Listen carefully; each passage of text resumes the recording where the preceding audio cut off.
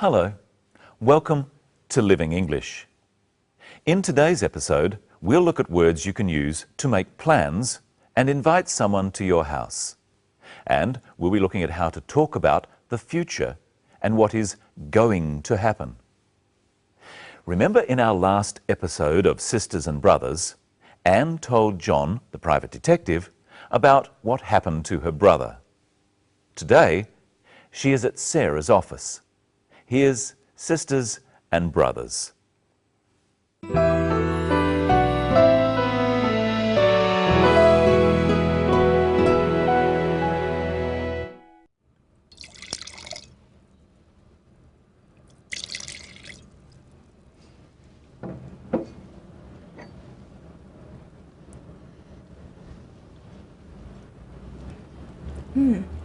It's very smooth.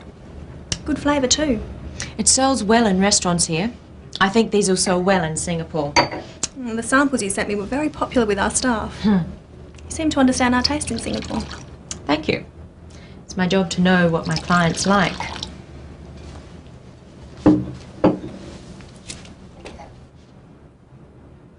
So, are you enjoying the city? It's very nice. What are you going to do tomorrow? I don't know. I'll probably stay in the hotel and relax. Why don't you come to lunch with us at home? Oh, thank you, but you have your family. Yes, and they want to meet you. We're going to have roast chicken, traditional Aussie food. Sounds good. All right, I'll come. Great. What time? We eat at about 1 o'clock, so about 12:30. I'll show you the house. Okay, thank you. I'll get my brother to pick you up. No, that's okay. I'll get a taxi. All right then, but settled.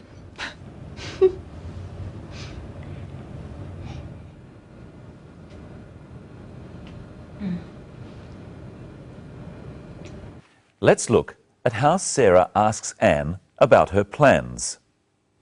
What are you going to do tomorrow? I don't know. I'll probably stay in the hotel and relax. Sarah asks, "What are you going to do?"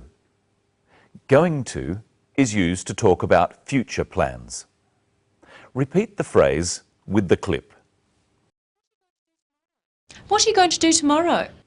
Sarah invites Anne to her house. What are they going to have for lunch? Listen.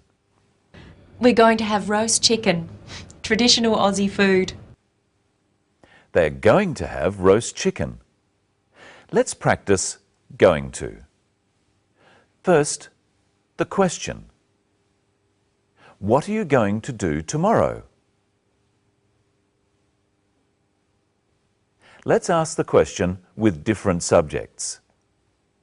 First, he. What is he going to do tomorrow? They. What are they going to do tomorrow? Now, let's look at the answer. Anne is going to relax. So she would say, "I'm going to relax." You try answering the question. What are you going to do tomorrow? I'm going to relax. What is she going to do tomorrow? She's going to relax. What are we going to do tomorrow? We're going to relax. What are they going to do tomorrow? They're going to relax. There's another way of talking about the future, to use the word will. Listen again to what Anne says about her plans for tomorrow. What are you going to do tomorrow? I don't know. I'll probably stay in the hotel and relax. Anne says, "I'll probably stay in the hotel."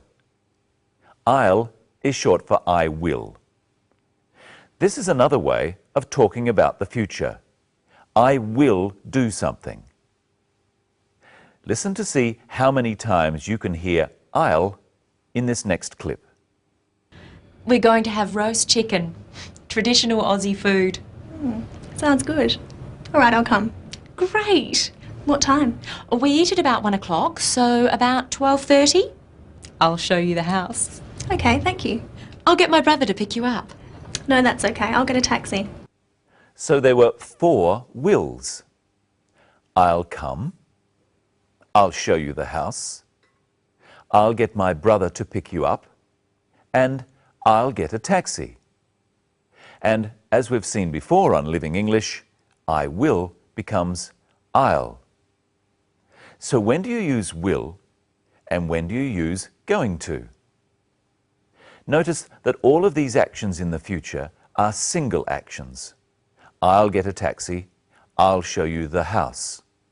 We use will for a definite single action in the future. We use going to for less definite or longer actions. What are you going to do tomorrow? Now, let's look at how Sarah invites Anne to her house. Why don't you come to lunch with us at home? She says, "Why don't you come to lunch?" She doesn't really want to know why Anne doesn't come. She wants Anne to come. She is inviting her to come. Practice with the clip. Why don't you come to lunch with us at home? Now try asking with some different invitations, such as, "Come to dinner." Why don't you come to dinner? Try this chicken. Why don't you try this chicken? Go home. Why don't you go home? Ring me tomorrow. Why don't you ring me tomorrow? All of these are examples of making a suggestion. So if I say, "Why don't you ring me tomorrow?" I want you to ring me tomorrow. I'll ring you tomorrow if you like. Hello, Michelle. Hello. What are we going to talk about today? Well, I've brought my calendar so we can talk about days in the future. First, let's review the days of the week. You say them at home too. Monday, Tuesday, Wednesday, Thursday, Friday, Saturday, Sunday. Brenton, we need to make an appointment to discuss the program. When can we meet? When are you free? Well, I'm free today after this. No, I'm seeing a friend today. What about tomorrow? I'm busy tomorrow, I'm working. What about Wednesday?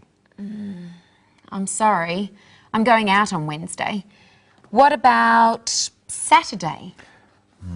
Oh no, on Saturday I'm going to do the shopping. Well, we can't meet this week. What about next week? Well, I'm very busy next week, but I can see you on Monday. Monday it is. It's Monday today, so I'll see you next Monday. Next Monday in a week's time. What time? How about 10 o'clock? Okay, I'll see you at 10 o'clock next Monday morning. That was very difficult.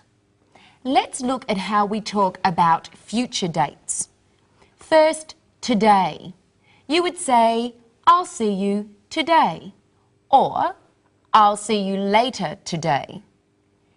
If it was in the afternoon, we could say, "I'll see you this afternoon." Or if it was in the evening, "I'll see you this evening." Let's say today is Monday. If I can see you on Tuesday, I would say, "I'll see you tomorrow." If I can see you on Wednesday, I could say, "I'll see you the day after tomorrow."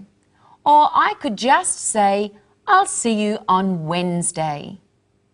We use on before the name of any day. And notice how the days have a capital letter. If our appointment is in the week we are in now, I would call it this week. But if it's next week, then I say, I'll see you next week. The same goes for the month. This month is the month that is happening now. Next month is the month after. Or the year. This year, next year. And if I want to say a particular month, I use in. I'll see you in July. I'll see you in December. And when we say a particular time, we use at. I'll see you at 2 o'clock. I'll see you at 4:30. But if we want to say how far in the future the appointment is, we use in. I'll see you in 10 minutes. I'll see you in 2 hours. I'll see you in a week. I'll see you in a month. That sounds complicated, Michelle. Not really. We just have to remember whether to use on, at, or in. Let's practice. I'll say a time and you say, I'll see you on, at, or in that time. You try one, Brenton. Okay. A week. I'll see you in a week. Perfect. Now you try at home. A month.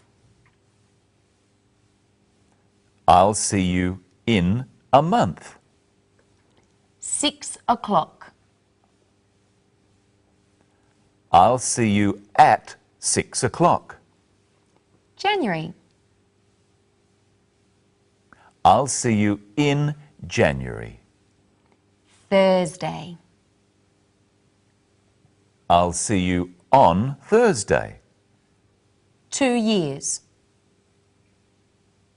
I'll see you in 2 years. This afternoon.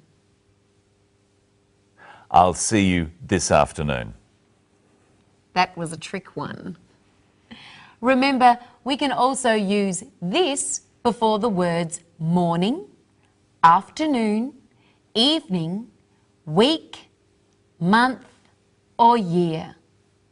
We can say this year or next year, this week or next week, and so on. And that's about all we have today, Brenton. But before we see the story again, there's one thing that I don't understand. Well, what's that, Michelle? Let's watch the end of the clip. I'll get my brother to pick you up. No, that's okay. I'll get a taxi. All right then, but settled. Why does Sarah want her brother to pick Anne up? Can't she walk? No, Michelle, he isn't really going to carry her. To pick someone up is to give them a lift in your car. Oh, are you going to pick me up for our meeting? No? Oh. That's all we have time for today. We'll see you next time when Anne goes to lunch at Sarah's house. And we meet Sarah's brother. Hope you can watch then, and I'll see you on Monday. At 10 o'clock. Goodbye.